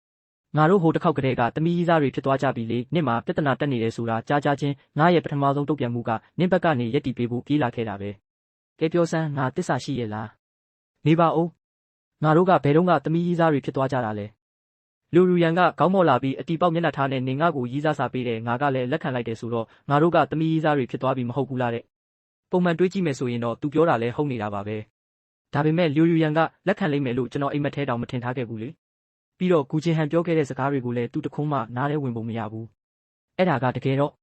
လူရူရန်ကကျွန်တော်စကားကိုဖျက်ပြောလိုက်ပါတယ်။သူတို့နင့်ကိုမဟုတ်မမှန်ဆွဆွဲနေကြတာငါသိတယ်နင့်အတွက်တရားမျှတမှုရအောင်အခုပဲလူခေါ်လိုက်မယ်။စိတ်ချပါ။ငါမိသားစုကလည်းအတိုင်းဝိုင်းနည်းနည်းပပရှိပါတယ်နင့်ကိုလုံးဝအနိုင်ကျင့်မခံစေရဘူး။ကျွန်တော်လည်းကြောင်သွားမိတယ်။ဂူချင်းဟန်ကတထေးသမီးဆိုတော့သူ့တငယ်ချင်းရဲ့မိသားစုအခြေအနေကလည်းစိုးမာတော့မဟုတ်ပါဘူး။လူရူရန်ပြောတာအမှန်ပဲဖြစ်ရမယ်။ဒါပေမဲ့နင်ကဘာလို့ငါ့ကိုယုံတာလဲ။ငါတို့ကသမီးကြီးသားတွေမှမဟုတ်တာ။မျက်ကန်းယုံကြည်ရမှာကဖြစ်တဲ့ကိစ္စပဲမဟုတ်ဘူးလား။ဒါပေမဲ့တကယ်လို့ငါတို့ကသမီးကြီးသားတွေမဟုတ်ဘူးဆိုရင်ရောလူရူရန်ရဲ့မျက်နှာကချက်ချင်းကိုတင်းမာသွားပါတော့တယ်။လီချွန်းနင်ဘာသဘောပြောတာလဲနင်နောင်လိုက်ရသွားတာလား။တောင်းပန်ပါတယ်။ကျွန်တော်သူ့ကိုတေးသေးချာချာရှင်းပြဖို့ပြင်လိုက်ချိန်မှာပဲလူရူရန်ကရုတ်တရက်လက်လန်းပြီးကျွန်တော်ပါးစပ်ကိုပိတ်လိုက်ပါတယ်။နင်ဘာပြောချင်လဲဆိုတာငါသိပါတယ်ရပါတယ်။ငါအားလုံးနားလဲတယ်နင်ငါ့ကိုစောင့်နေ။ငါနင့်ကိုပြည့်စုံတဲ့အချစ်ခီးလန်းတစ်ခုတေချာပေါက်ဖန်တီးပေးမယ်။လူရူရန်ပြောပြီးတာနဲ့သူမကြားချင်တာတွေကြားရမှာစိုးတဲ့အလားခြေရဖြောက်ပြီးတန်းပြေးပါလေရော။ကျွန်တော်တယောက်တည်းကြောင်တောင်နဲ့ကြံခဲ့ရတာပေါ့။ဒါပေမဲ့ကျွန်တော်မှလှုပ်เสียပိုအရေးကြီးတဲ့ကိစ္စရှိသေးတယ်လေ။အဆောင်ပြန်ရောက်တာနဲ့ကျွန်တော်စုဆောင်းထားတဲ့တက်သေးတွေကိုအင်တာနက်ပေါ်တစ်ခုချင်းစီတင်လိုက်တယ်။ဘာမှလွဲချော်မနေဘူးဆိုရင်တိတ်မကြခင်မှာပဲတင်းဝန့်ကဘာတထေးသားမှမဟုတ်ဘူးဆိုတာကိုအားလုံးသိသွားကြတော့မှာပါဒီအရာအားလုံးကသူ့တမင်ဖန်တီးထားတဲ့ပုံရိပ်တွေကြီးပါပဲပထမဆုံးအနေနဲ့သူကယွမ်သိန်းကနန်းတန်နဲ့ဆွဲကြိုးကိုတော့မဝယ်နိုင်ပါဘူးအခိုးခံရတယ်ဆိုတာကတော့ပြောစရာတော့မလိုတော့ဘူးပေါ့ကျွန်တော်တင်ပြီးတာနဲ့ချက်ချင်းပဲလူရီယန်စီကစာဝင်လာတယ်နေမဟုတ်မမှန်ဆွဆွဲခံရတာဆိုတာငါတိသားပဲဘေဘီလေးကတိတ်တော်တာပဲဒီလိုအဆက်ခွဲလိုက်ရတာတကယ်ကိုအားရစရာကြီးပဲတဲ့ကျွန်တော်မျက်မှောင်ကျုပ်လိုက်ပြီးငါ့ကိုဘေဘီလို့မခေါ်နဲ့လို့ပြန်ပို့လိုက်တယ်ငါကတော့ခေါ်မှာပဲဘေဘီမျက်နှာပြင်အပြည့်ပေါ်လာတဲ့ဘေဘီဆိုတဲ့စာတွေကြောင့်ကျွန်တော်ခေါင်းတောင်ကိုက်လာတယ်အဲ့ဒီနေ့ညကတင်းဝက်အဆောင်ကိုပြန်မလာပါဘူးတခြားအခန်းဖော်တွေပြန်ရောက်လာတော့သူတို့မျက်နှာတွေမှာနည်းနည်းတော့ရှက်ကိုရှက်ကန်းဖြစ်နေကြတယ်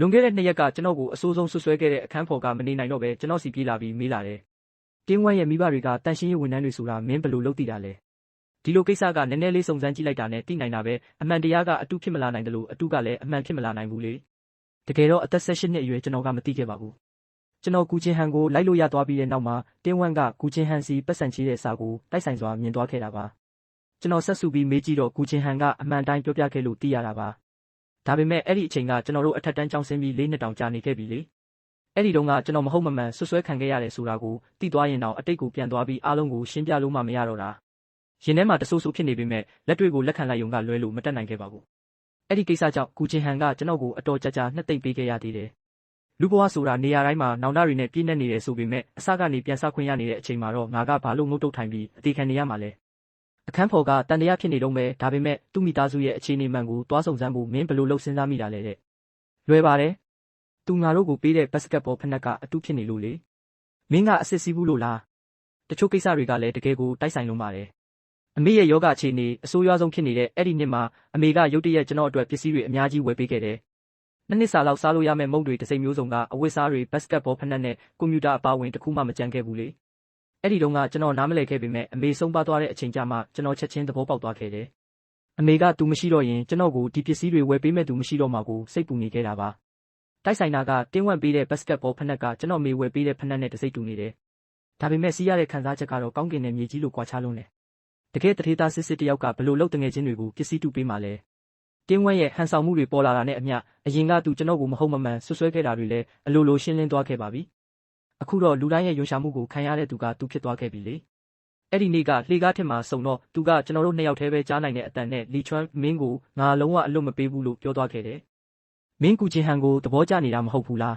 ။ဒါဆိုငါကမင်းကိုသူ့ကိုလုံးဝမရစေရဘူး။သူ့စကားအရဆိုရင်တော့သူကအရင်စပြီးလှုပ်ရှားတော့မဲ့ပုံပဲ။ကျွန်တော်ကမူလကတည်းကကူချင်းဟန်နောက်ကိုဆက်မလိုက်တော့ဘူးလို့ဆုံးဖြတ်ထားတာဆိုတော့သူဘယ်သူနဲ့ပဲတွဲတဲ့ကျွန်တော်နဲ့ဘာမှမဆိုင်တော့ပါဘူး။မင်းသဘောပါပဲလို့ပြောလိုက်တယ်။တင်းဝမ်းကအဲ့ဒီစကားကိုကြားတော့အိတ်ကက်ထဲကနေပန်းရောင်စာအိတ်လေးနဲ့ထည့်ထားတဲ့ရီးစားစာတစ်စောင်ကိုထုတ်လာပြီးမင်းဆက်ပြီးဟန်ဆောင်နေလိုက်ပါဦး။တခြားသူတွေမသိပေမဲ့ငါကတော့အသေးချာသိတယ်ဒီအပေါ်မှာမင်းကူချင်းဟန်ကိုဘလောက်ချစ်ကြောင်းတွေအပြည့်အကျက်ရေးထားတာလေတဲ့။ကျွန်တော်လဲဒေါသထွက်သွားပြီးမင်းကရီးစားစာကိုခိုးယူထားတာလား။ကူချင်းဟန်ကငါ့ကိုပေးလိုက်တာရောမဖြစ်နိုင်ဘူးလား။ဒါနဲ့အဲ့ဒီတုန်းကသူငါ့ကိုဒီလိုပြောခဲ့တာ။လားအမီးနံခွေးလေးရဲ့စာစီစာကုန်းလက်ရာကိုလာကြည့်လိုက်တဲ့။အော်ကူချင်းဟန်နဲ့တင်းဝမ်းရဲ့ဆက်ဆံရေးကဒီလောက်အထိတောင်ကောင်းနေခဲ့တာကိုကျွန်တော်လည်းနည်းနည်းကြောင်သွားမိတယ်။အရင်ဘဝတုန်းကငါဘယ်လိုလုပ်ပြီးတင်းဝမ်းကိုအနိုင်ယူနိုင်ခဲ့တာလဲဆိုတာကိုကိုတောင်စဉ်းစားလို့မရတော့ပါဘူး။တကယ်ပဲကျွန်တော်ရဲ့အထုပ်ထိပ်ရောက်နေတဲ့အရှက်မရှိမျက်နှာပြောင်တိုက်လိုက်ခဲ့တဲ့နီးလန်းတွေကြောင့်များလား။တင်းဝမ်းကကျွန်တော်ကိုစူးစူးရဲရဲစိုက်ကြည့်နေပြီးကျွန်တော်မျက်နှာပေါ်ကနေစိတ်ပြတ်အားငယ်သွားတဲ့အရိပ်ရောင်လေးတစ်ခုကိုရှာဖွေချင်နေပုံပါပဲ။ဒါပေမဲ့တိတာစွာပဲသူ့ကိုစိတ်ပြတ်သွားစေခဲ့တယ်။ကျွန်တော်ကသူ့ကိုတောင်ဆူတောင်းပေးလိုက်သေးတယ်။မင်းကူချင်းဟန်ကိုအစဉ်ပြေပြေနဲ့ရပါစေလို့ဆူတောင်းပေးပါတယ်။လှည့်ထွက်မှာတော့ကျွန်တော်တို့ပြောနေတဲ့သူကစင်ကြံလန်းရဲ့အဆုံးမှာရက်နေတာကိုတွေ့လိုက်ရတယ်။အကွာဝေးရဆိုရင်တော့ကူချင်းဟန်ကကျွန်တော်တို့ဘာတွေပြောနေလဲဆိုတာကိုကြားနိုင်မှာမဟုတ်ပါဘူး။ဒါပေမဲ့သူ့ရဲ့အကြည့်တွေကကျွန်တော်အပေါ်မှာပဲအမြဲကြားရောက်နေတယ်ဆိုတာကိုတော့ခံစားမိနေတယ်။စနေတနင်္ဂနွေမှာကျွန်တော်အိမ်ပြန်ခဲ့တယ်။မူလကတော့အမေကိုတွားကြည့်ဖို့စဉ်းစားထားတာပါ။ဒါပေမဲ့လူရန်ကရုတ်တရက်ဖုန်းဆက်လာပြီးဘေဘီမနှက်ဖြန်ငါမွေးနေ့တော့နေမဖြစ်မနေလာခဲ့ရမယ်တဲ့။ကျွန်တော်လည်းမျက်လုံးနဲ့ပြစ်ချင်တဲ့စိတ်ကိုမျိုးသိပ်ထားလိုက်ပြီးကျေးဇူးပြုပြီးငါ့ကိုဘေဘီလို့ထပ်မခေါ်ပါနဲ့တော့လို့ပြောလိုက်တယ်။မခေါ်ဘူးဆိုလည်းမခေါ်တော့ဘူးလေ။ဒီနေ့လူရန်ကြည့်ရတာစိတ်ခံစားချက်တော်တော်ကောင်းနေပုံပဲ။ဒါနဲ့နင်ဘယ်မှာလဲ။ငါအိမ်ပြန်ရောက်နေပြီ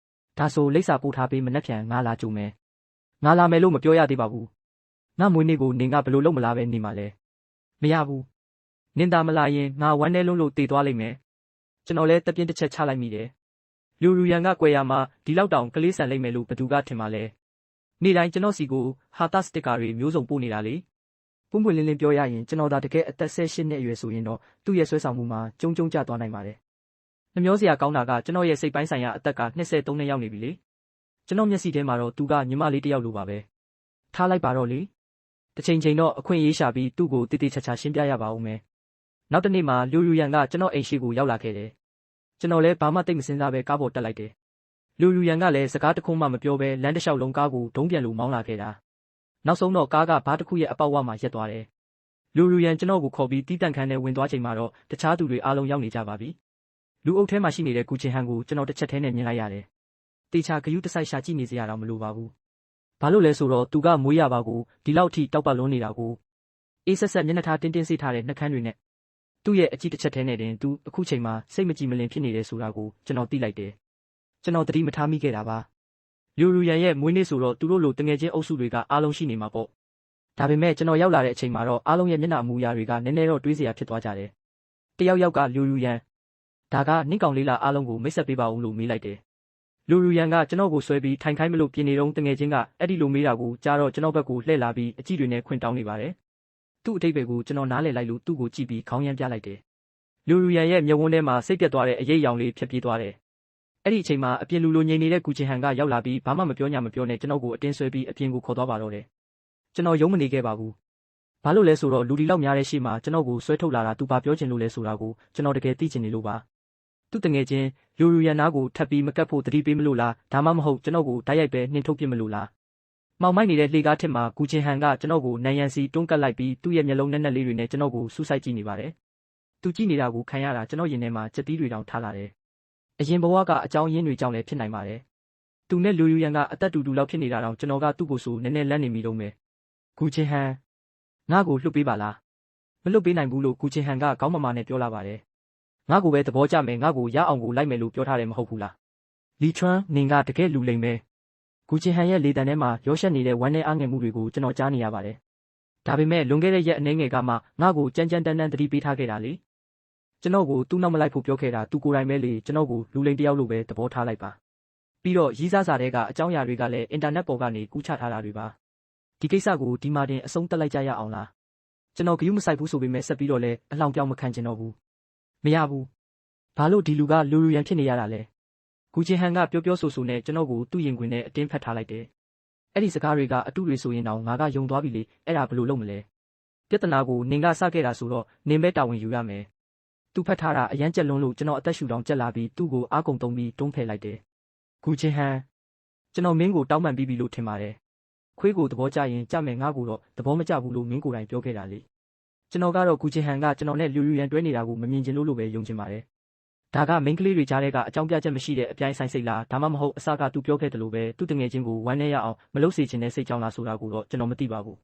ကူချင်ဟန်ကကျွန်တော်ကိုဖြည်းဖြည်းချင်းလွှတ်ပေးလိုက်တယ်ဒါကြောင့်နင်ကလျူရန်ကိုရွေးချယ်လိုက်တာပေါ့ကျွန်တော်ခေါင်းရမ်းပြလိုက်ပြီးမဟုတ်ပါဘူးငါလျူရန်ကိုမရွေးချယ်ခဲ့ပါဘူးမင်းတို့ဘာသာတွေးလို့နေကြတာပါလို့ပြန်ဖြေလိုက်တယ်ဒီအဖြေကိုကြားလိုက်ရတဲ့ကူချင်ဟန်ရဲ့မျက်နှာပေါ်မှာတော့အပြုံးလေးတစ်ခုပေါ်လာခဲ့တယ်ငါသိတာပဲဒါပေမဲ့ကျွန်တော်ဆက်ပြောလိုက်တယ်ဒါပေမဲ့လည်းငါမင်းကိုလည်းရွေးချယ်မှာမဟုတ်ဘူးအရင်ဘဝတုန်းကကျွန်တော်ကအချစ်ကိုပထမနေရာမှာထားခဲ့ပြီးအရာရာကိုကူချင်ဟန်ကိုပဲဦးစားပေးခဲ့တာပါအိမ်ကိုလိမ်ပြီးသူနဲ့တက္ကသိုလ်တစ်ခုတည်းကိုတက်ခဲ့တယ်လို့သူ့အတွက်နဲ့ကိုဝါသနာမပါတဲ့အရာတွေအများကြီးကိုလည်းတင်ယူခဲ့ရတယ်နောက်ပိုင်းသူ့နောက်ကိုလိုက်ရင်းနဲ့ကိုတောင်ပျောက်ဆုံးသွားခဲ့ရတယ်အခုတော့ကျွန်တော်နေထိုင်မှုပုံစံကိုပြောင်းလဲချင်သွားပြီးကိုတခါမှမလျှောက်ဘူးတဲ့လမ်းကိုလျှောက်ကြည့်ချင်တယ်ကူချင်ဟန်မကြခင်တက္ကသိုလ်ဝန်ထမ်းစာမေးပွဲဖြေရတော့မယ်ပညာရေးကိုပဲပထမနေရာမှာထားလိုက်ပါတော့အရင်ကငါဘက်ကမှားခဲ့တာပါနင့်ကိုနောက်တစ်ချိန်ထပ်ပြီးတောင်းပန်ပါတယ်ကူချင်ဟန်ရဲ့မျက်ဝန်းတွေနီးရဲလာပြီးလီချွန်းနင့်ရဲ့တောင်းပန်မှုကိုငါလက်မခံနိုင်ဘူးငါ့ကိုနောက်တစ်ချိန်ပြန်ချစ်ပေးဖို့ပဲငါလိုချင်တယ်လို့ပြောလာတယ်ကူချင်ဟန်ကကျွန်တော်ကိုထပ်ပြီးနန်းရံမှာကတ်လိုက်ကခေါင်းငုံပြီးကျွန်တော်ကိုနမ်းဖို့လုပ်ပါတော့တယ်ကျွန်တော်ရှောင်ဖို့အချိန်မမီလိုက်ပဲနှုတ်ခမ်းတွေအနမ်းခံလိုက်ရတယ်ဒါပေမဲ့အဲ့ဒီအချိန်မှာပဲလက်တစုံကကူချင်ဟန်ကိုဆွဲဖယ်လိုက်ပါတယ်ပြေးလာတဲ့လျူရန်ကဘာစကားမှမပြောဘဲကူချင်ဟန်ရဲ့ပါးကိုဖျက်ရိုက်လိုက်ပြီးသူ့ကိုထိဖို့ဘသူကခွင့်ပြုထားလို့လဲလို့အော်ပြောလိုက်တယ်ညီမတွေလိုခင်မင်ခဲ့ကြတဲ့သူတို့နှစ်ယောက်ရန်ဖြစ်ကြတော့မဲ့ပုံကိုမြင်လိုက်ရတော့ကျွန်တော်လည်းကမန်းကတန်းဝင်တားလိုက်ရတယ်တော်ကြပါတော့အားလုံးပြန်ကြတော့ကျွန်တော်ရဲ့လေတံကတော်တော်လေးကိုဒေါသတန်ပါနေခဲ့တယ်သူတို့နှစ်ယောက်အချင်းချင်းတစ်ချက်ကြည့်လိုက်ပြီးတဖြည်းဖြည်းငြိမ်ကျသွားကြတယ်ကူချင်ဟန်ထွက်သွားပြီးနောက်မှာတော့လျူရန်ကတနာကမှန်မျက်နှာလေးနဲ့ကျွန်တော်ကိုကြည့်နေပါတယ်ကျွန်တော်အိတ်ကက်ကိုဆန်းလိုက်ပြီးအထဲကနေချစ်စရာကောင်းတဲ့စတော်ဘယ်ရီဝက်ဝင်ရုပ်လေးတစ်ရုပ်ထုတ်လိုက်တယ်မွေးနေ့ဆုတောင်းပါဒါကနင့်အတွက်လက်ဆောင်ပါမတတ်နိုင်ဘူးလေကျွန်တော်မှအခုသူ့အတွက်ပိုတန်မိုးကြီးတဲ့မွေးနေ့လက်ဆောင်ဝယ်ဖို့ပတ်စံမှမရှိတော့တာဒီစတော်ဘယ်ရီဝက်ဝင်ရုပ်လေးတွေကလည်းကျွန်တော်အမေမဆုံးပါခင်ကဝယ်ပေးထားခဲ့တာတွေပါကျွန်တော်သဘောကျမှန်းသိလို့အများကြီးဝယ်ပြီးအခန်းထဲမှာထားပေးခဲ့တာအမေကိုလွမ်းတိုင်းကျွန်တော်အဲ့ဒီအယုတ်လေးတွေကိုဖတ်ထားလေးရှိတယ်ဒါပေမဲ့လျူရန်ကလှမ်းမယူပါဘူးဘာလဲသဘောမကျလို့လားမလို့ချင်းလဲထားလိုက်ပါတော့သူတို့လိုတထေးတွေကလည်းဒီလိုအသေးမွှားလေးတွေကိုဘယ်မျက်စိကြပါမလဲလေကျွန်တော်လက်ဆောင်ကိုပြန်ရုပ်သိမ်းမလို့လောက်တာကိုမြင်တော့လျူရန်ကအမြန်လန်းလူယူလိုက်ပါတယ်ဟိုတစ်ခေါက်ကနင်ကူချင်ဟန်ကိုတရုပ်ပေးခဲ့တယ်မလားသူ့မှာရှိတာငါစီမှာလည်းရှိရမယ်အင်းအဲ့ဒီလိုကိစ္စမျိုးတော့ရှိခဲ့တယ်လို့ပဲဒါပေမဲ့လက်ဆောင်ကိုကင်ထားတဲ့လျူရန်ကရုတ်တရက်ဝမ်းနဲ့ပက်လက်ငိုချပါလေရောနင်ကူချင်ဟန်ကိုလိုက်လို့မရလို့ငါစီကိုရောက်လာတာမဟုတ်လား တကယ်တော့နင်သဘောကျနေတာအမြဲတမ်းသူပဲလေငါအနာကိုကတ်လာတာကလည်းသူ့ကိုတုံးတိုးအောင်လုပ်ဖို့တသက်ပဲမဟုတ်လားဒီကလေးမရဲ့နားလည်နိုင်စွမ်းကနည်းနည်းတော့နှိမ့်လို့မနေဘူးလားဒါပေမဲ့ကောင်းကင်တဲ့မြေကြီးကိုတိုင်တီးပြီးကျိန်ရဲပါတယ်အစကတည်းကကျွန်တော်သူ့အနာကိုကတ်သွားခဲ့တာကူချင်းဟန်ကိုတဝင်းတိုးအောင်လုပ်ဖို့တကယ်မဟုတ်ခဲ့ပါဘူးဒါပေမဲ့အခုချိန်မှာသူ့ကိုတွားရှင်းပြနေရင်သူပိုပြီးနစ်မွန်းသွားဖို့ပဲရှိတယ်ကျွန်တော်သူ့ပခုံးကိုပုတ်လိုက်ပြီးလေးလေးနက်နက်နဲ့ပြောလိုက်တယ်အဲ့ဒီလိုပဲဆိုပါတော့ငါကမူလကတည်းကစာရိတ်တမကောင်းတဲ့ကောင်မျိုးပါနဲ့အတွက်သင်ခန်းစာတစ်ခုပေးလိုက်တယ်လို့ပဲသဘောထားလိုက်ပါနောက်ငါလိုလူမျိုးနဲ့တွေ့ရင်ရှောင်သွားဖို့မှတ်ထားပါကိုယ့်ရဲ့အချစ်စစ်ကိုလွယ်လွယ်နဲ့မပေးလိုက်ပါနဲ့လူရူရန်ကပိုဆိုးဆိုးဝါးဝါငိုချလိုက်ပြီးကျွန်တော်လက်မောင်းကိုဖတ်ထားကလုံးဝမလွတ်ပေးတော့ပါဘူးနင်ကစာရိတ်တမကောင်းတဲ့ကောင်ဖြစ်နေရင်တော့ငါကချစ်တာပဲကျွန်တော်လက်ကိုယုံထွက်လိုက်ပြီးဒါပေမဲ့ငါကနင့်ကိုမချစ်ဘူးလေလို့ပြောလိုက်တယ်စောစောစီးစီးရှင်းရှင်းလင်းလင်းပြောလိုက်တာကအားလုံးအတွက်ပိုကောင်းပါတယ်ကျွန်တော်ကရည်ရွယ်ချက်မရှိခဲ့ပေမဲ့အဆုံးမှာတော့မပတ်သက်တဲ့သူနဲ့တော့ပတ်သက်မိရတာဖြစ်သွားခဲ့တယ်ကျွန်တော်စဉ်းစားလိုက်ပြီးလူရူရန်ရဲ့နာနာကက်ကစကားအနှဲငယ်တူတူလေးပြောလိုက်တယ်အဲ့ဒီစကားကိုကြားတော့သူ့မျက်ဝန်းထဲကတွေ့တာမှုတွေကပိုတောင်နှဆိုင်သွားသလိုပဲလူရူရန်များငါပြောတဲ့စကားတွေကိုနားမလည်တာလားလို့တောင်တခဏလောက်တန်တရားဝင်သွားမိတယ်တော်ပါသေးရဲ့သူချက်ချင်းပဲပြန်ပြီးတည်ငြိမ်သွားတယ်နင့်ကိုငါအိမ်ပြန်ပို့ပေးမယ်လေတဲ့ကျွန်တော်ရဲ့အထင်မှားတာပဲလားတော့မသိဘူးလူရူရန်ကချက်ချင်းပဲအများကြီးရင့်ကျက်သွားတယ်လို့ခံစားလိုက်ရတယ်အဲ့ဒီနေ့ကစပြီးအားလုံးကနားလည်မှုရှိရှိနဲ့တယောက်နဲ့တယောက်အနှောက်အယှက်မပေးဖြစ်ကြတော့ဘူးဂူချင်းဟန်ကလည်းအရင်ကလိုအေးဆက်ဆက်ပုံစံကိုပြန်ပြောင်းသွားတယ်တခါတလေဆုံဖြစ်ရင်တောင်ကျွန်တော်ကိုမမြင်ချင်အောင်ဆောင်သွားတတ်တယ်ဒါပေမဲ့ရုတ်တရက်ကြီးတင်းဝက်နဲ့တော်တော်လေးရင်းနှီးသွားခဲ့တယ်တဖြည်းဖြည်းနဲ့အားလုံးကဒီတခါတော့တကယ်တွဲနေကြပြီးငါသဘောကျနေတဲ့ CP အတွဲလေးကတကယ်ဖြစ်သွားပြီတင်းဝက်တော်တော်စွမ်းတာပဲဒီလိုအခြေအနေနဲ့တောင်ဂူချင်းဟန်ကိုရအောင်ယူနိုင်တယ်နော်ဂူချင်းဟန်ကတင်းဝက်ရဲ့နောက်ခံကိုတောင်မယုံရှာဘူးဆိုတော့အချစ်စစ်ဆိုတာတေချာသွားပြီပေါ့တင်းဝက်ကနောက်ခံအတိုင်းဝိုင်းနည်းနည်းညံ့ပေမဲ့ရုပ်ရည်လေးကတော့ရှိသားပဲဒါကငွေပေးပြီးဝယ်လို့ရတဲ့အရာမှမဟုတ်တာလို့ပြောနေကြတယ်ကျွန်တော်ကတော့ဘာမှမသိသလိုပဲနေလိုက်ပြီးစာကိုပဲဒီဇိုင်းမမတ်ပြန်နှွှေးနေလိုက်တယ်အရင်ဘဝတုန်းကဂူချင်းဟန်ကတက္ကသိုလ်ဝန်ထမ်းစာမှုပွဲမှာတိတ်မစွမ်းဆောင်နိုင်ခဲ့ဘူးကျွန်တော်ကသူ့အတွက်နဲ့တက္ကသိုလ်ကောင်းကောင်းကိုစွန့်လွတ်ပြီးသူနဲ့အတူဒုတိယတန်းစာတက္ကသိုလ်တစ်ခုကိုပဲတက်ခဲ့တယ်အခုတော့ကျွန်တော်သူ့ကိုအဖော်မလုပ်ပြီးတော့ပါဘူးဘလို့ပဲဖြစ်ဖြစ်သူ့ကိုအဖော်လုပ်ချင်တဲ့သူတွေအများကြီးရှိနေတာပဲလေတက္ကသိုလ်ဝန်ထမ်းစာမှုပွဲမတိုင်ခင်တပတ်အလိုမှာကျွန်တော်စာချက်တာတော်တော်မိုးချုံမှစာသင်ခန်းထဲကနေထွက်လာခဲ့တယ်လေကားထစ်ကိုရောက်ချင်းမှာပဲအဲ့ဒီမှာရက်နေတဲ့တွဲလျားလေးကလူလေးတစ်ခုကိုတွေ့လိုက်ရတယ်ဘသူလဲဆိုတာကိုကျွန်တော်ချက်ချင်းမှတ်မိလိုက်တယ်ဂူချင်းဟန်လေးသူ့ရဲ့လှပတဲ့မျက်နှာလေးကအမှောက်ထုထဲမှာပုံကွယ်နေတာမလို့သူ့မျက်နှာအမူအရာကိုချက်ချင်းတဲတဲကွဲကွဲမမြင်ရဘူးဒါပေမဲ့ကျွန်တော်ကိုလာရှာတာလို့မထင်တာကြောင့်မမြင်ချင်အောင်ဆောင်ပြီးသူ့ကိုကြော်သွားလိုက်တယ်လီချွမ်းဂူချင်းဟန်ကရုတ်တရက်အတန်ထွက်ပြီးကျွန်တော်ကိုလှမ်းခေါ်လိုက်တယ်ကျွန်တော်လှည့်ကြည့်ပြီးငါ့ကိုလာရှာတာလားလို့တီတီငိမ့်ငိမ့်ပဲမေးလိုက်တယ်ဂူချင်းဟန်ကကျွန်တော်စီကိုတလန်းချင်းလျှောက်လာပြီးနင်တကယ်ပဲဂယုမဆိုင်တော့တာလားတဲ့သူ့လေတံကစစ်ကြောမင်းမြန်းနေတာနဲ့မတူပဲဘာမှမတတ်နိုင်တော့လို့လက်မြောက်အရှုံးပေးလိုက်ရတဲ့လေတံမျိုးပိုပေါက်နေတယ်တခဏလောက်တော့ကျွန်တော်နားကြားမသွားတာလားလို့တောင်ထင်လိုက်မိတယ်နင်ဘာတွေပြောနေတာလဲငါနားမလည်ဘူးလို့ကျွန်တော်တမင်ဟန်ဆောင်ပြီးပြောလိုက်တယ်ဂူချင်းဟန်ကကျွန်တော်ပခုံးကိုတင်းတင်းဆုပ်ကင်လာပြီးထိမ့်မနိုင်သိမ့်မရဖြစ်နေတဲ့အတန်နဲ့လီချွမ်းနင်တကယ်ရက်ဆက်တာပဲငါကနင့်နီလန်းကိုတုံပြီးစမ်းကြည့်ုံတတ်ပါငါနဲ့တင်းဝက်တွဲနေတာကိုနင်မြင်ရင်ငါခံစားချက်ကိုနင်နားလည်လာမယ်လို့ထင်ခဲ့တာဒါပေမဲ့နင်ကဘာလို့ဘာမှမဖြစ်တဲ့သူလို့နေရတာလဲလို့အော်ပြောလာတယ်သူ့စကားကိုကျွန်တော်သဘောပေါက်လိုက်ပါပြီကျွန်တော်ရှိကတစ်ချိန်ကကျွန်တော်ရင်ကိုအချိန်ချင်းခုန်စေခဲ့တဲ့မျက်နှာလေးကိုကြည့်ရင်းနဲ့မတိစိတ်ရဲ့ဆေးဆုံမှုကြောင့်လက်တစ်ဖက်ကိုဆန့်ထုတ်လိုက်မိတယ်သူ့ကိုနောက်တစ်ချိန်လောက်ပြန်ပြီးထိတွေ့ချင်မိသွားလို့ပါဒါပေမဲ့နောက်ဆုံးအချိန်လေးမှာပဲကျွန်တော်သတိပြန်ဝင်လာပြီးလက်ကိုပြန်ရုပ်သိမ်းလိုက်တယ်ပြီးတော့ပြောလိုက်တယ်အဲ့ဒါကဘာလို့လဲဆိုတော့ငါသဘောကျတယ်လို့ပြောတဲ့အချိန်တုန်းကတကယ်သဘောကျခဲ့လို့ပါသဘောမကျတော့ဘူးလို့ပြောတဲ့အချိန်မှာလည်းတကယ်ကိုသဘောမကျတော့လို့ပဲလူဆိုတာမူလကတည်းကစန့်ကျင်ဘက်တွေနဲ့ပြည့်နေနေတဲ့အရာတစ်ခုပဲလေကိုယ်စိတ်ကိုဘယ်လိုမျှတအောင်ထားမလဲဆိုတာကကိုယ့်အပေါ်မှာပဲမူတည်တယ်ဂူချင်းဟန်ဒီလိုမျိုးဆက်မလုပ်ပါနဲ့တော့မဟုတ်ရင်နင်ကနင်နဲ့တောင်မတူတော့ဘူးပြောစရာရှိတာပြောပြီးတာနဲ့ကျွန်တော်လှည့်ထွက်လာခဲ့တယ်မျက်လုံးထောက်မှာအပြာရောင်အင်ဂျီစိုးလေးတစ်ခုကိုမြင်လိုက်ရတယ်အဲ့ဒါတင်းဝက်အကြိုက်ဆုံးအရောင်လေဟိုတစ်ခေါက်ကိစ္စဖြစ်ပြီးကတည်းကတင်းဝက်ကအဆောင်မှာမနေတော့ဘူးဒါပေမဲ့အဲ့ဒီနေ့မှာရုတ်တရက်ပြန်ပြောင်းလာတယ်ကျွန်တော်စိတ်ထဲမှာသတိထားမိသွားတယ်သူအရင်ကပြောခဲ့တဲ့စကားတွေကိုကျွန်တော်မှတ်မိနေတော့မယ်လေဒါပေမဲ့တရက်နှစ်ရက်ကုန်သွားပေမဲ့တင်းဝက်ကတကယ်ပဲအဆောင်မှာလာနေုံတက်တက်လို့ပါပဲ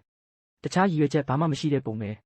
တက္ကသိုလ်ဝန်ထမ်းစာမှုပွဲမတိုင်ခင်ညရောက်မှပဲကျွန်တော်လေကားဆင်းနေတော့အနောက်ကနေရုတ်တရက်အတွန်းခံလိုက်ရတယ်ပွင့်ပွင့်လင်းလင်းပြောရရင်အဲ့ဒီအချိန်မှာကျွန်တော်လုံးဝမျောလင်းချက်မဲ့သွားတယ်အတိတ်ကိုပြန်ရောက်လာတာကိုကံကြမ္မာကိုပြောင်းလဲနိုင်မယ်လို့ထင်ခဲ့ပေမဲ့အဆုံးမှာတော့ကိုအထင်ကြီးလွန်သွားတာပါပဲခန္ဓာကိုယ်ကြီးအောက်ကိုပြုတ်ကျသွားချိန်မှာကျွန်တော်အကုန်လုံးတွက်ဆထားပြီးသားပါမတည်ဘူးဆိုရင်တော့မနှက်ဖြန်စာမွေးပွဲခန်းကိုတွားပြီးတော့ကိုသွားမယ်လို့ဒါပေမဲ့ထင်ထားသလိုနာကျင်မှုကဖြစ်မလာခဲ့ဘူးကျွန်တော်ကနှွေးထွေးတဲ့ရင်ခွင်တစ်ခုတည်းကိုကျသွားသလိုပဲ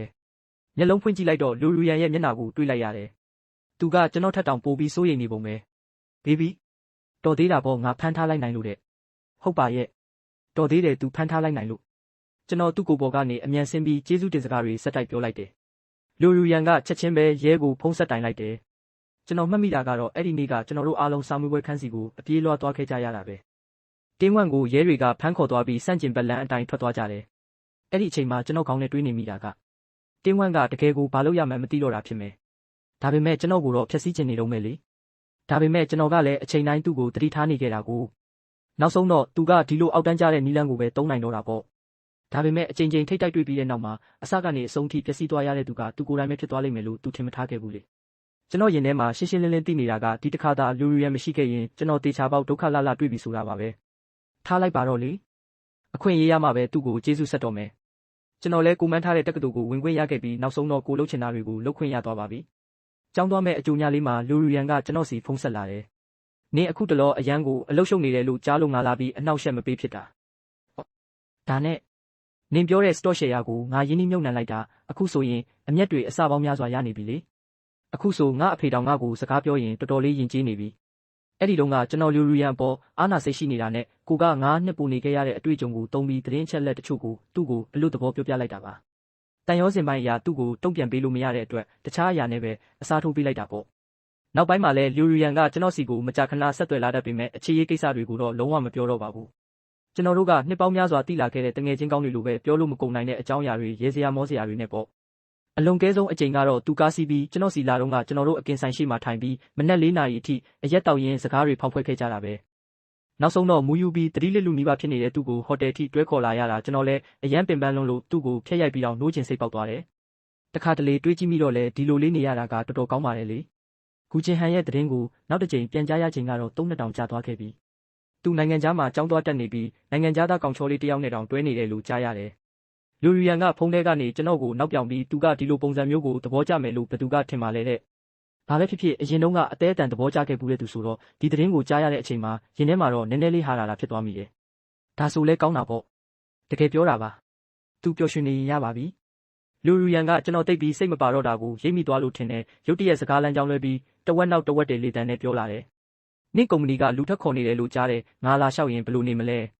ဒီနှစ်တွေအတွင်းဈေးကွက်အပြောင်းလဲတွေကိုကြိုတင်သိနေခဲ့တဲ့အတွက်ကျွန်တော်ရင်းနှီးမြှုပ်နှံသမျှနေရာတိုင်းကအကွက်ကြကြအောင်မြင်ခဲ့တယ်ဘာမှလွဲချော်မနေဘူးဆိုရင်တော့မကြခင်မှာပဲဗဏ္ဍာရေးလွတ်လပ်ခွင့်ကိုအပြည့်အဝရရှိတော့မှာပါ